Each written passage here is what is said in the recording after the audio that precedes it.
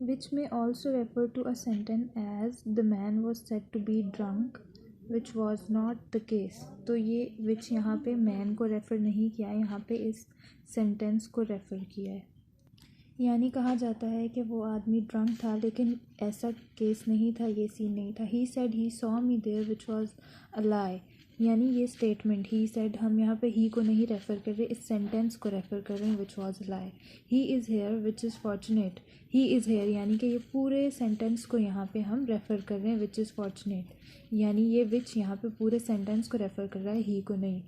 Note the relative pronouns who and which can be used to restrict, limit, or define more clearly the antecedent, that is where the clause introduced by a relative pronoun is restrictive or defining, as look at these examples. The man who had cheated me was yesterday arrested by the police.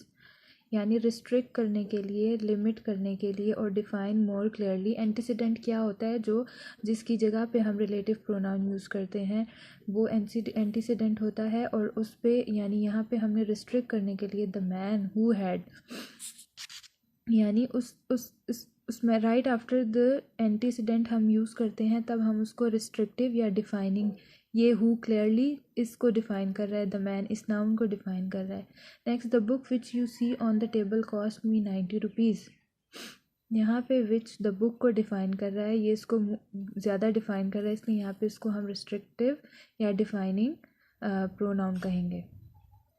To give some additional information about the antecedent, that is where the clause introduced by a relative pronoun is continuative or non-defining. अब यहाँ पे the teacher sent for the boy who came at once, यानी यहाँ पे जो antecedent होता है, यानी ये जो भी नाउन जिसकी जगह पे हमने अपना प्रोनाउन यूज़ करना होता है, वहाँ उसी नाउन की एडिशनल इन्फो देने के लिए जो जब हम यूज़ करते हैं तो उसको कॉन्टिन्यूटिव और नॉन डिफाइनिंग। यहाँ पे द बॉय नाउन ये हमारा एंटीसीडेंट है और इसकी जगह पे हमने हु यूज़ करना है, तो हम कहेंगे हु केम एट वंस, यानी ये the boy came at once, इस बॉय के बारे में हमने एडिशनल इन्फॉर्मेशन दी। I gave him a rupee which was all I had with me, a rupee ये नाउन हम यूज़ कर रहे हैं यहाँ पे, और इस नाउन की जगह पे विच यूज़ करेंगे, और अ रुपी इसका एंटीसीडेंट है, which was all I had with me इस रुपी की एडिशनल इन्फॉर्मेशन है। Note that non defining clauses are separated from the main clause by commas, as you can see in this sentence, these sentences.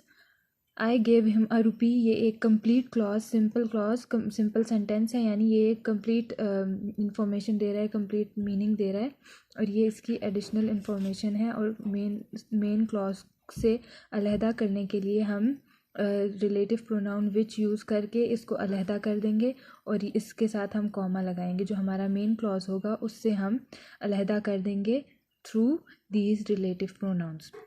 For example, my brother who is a doctor has gone to America. My brother who is a doctor has gone to America. इन दो sentences में अभी हम इसका देखते हैं क्या फ़र्क है। The first sentence implies that the speaker has several brothers, and the clause who is a doctor distinguishes a particular one of them. पहले सेंटेंस में कॉमा नहीं है क्योंकि हम यहाँ पे कोई एडिशनल इन्फॉर्मेशन नहीं देने चाह रहे, और उस जो स्पीकर हैं उसके ज़्यादा भाई हैं, और इसने बताया who is a doctor has gone to America, यानी the speaker has several brothers, and the clause who is a doctor distinguishes a particular one of them, यानी उसके ज़्यादा भाई हैं लेकिन जो उसमें से डॉक्टर है वो अमेरिका जा रहा है।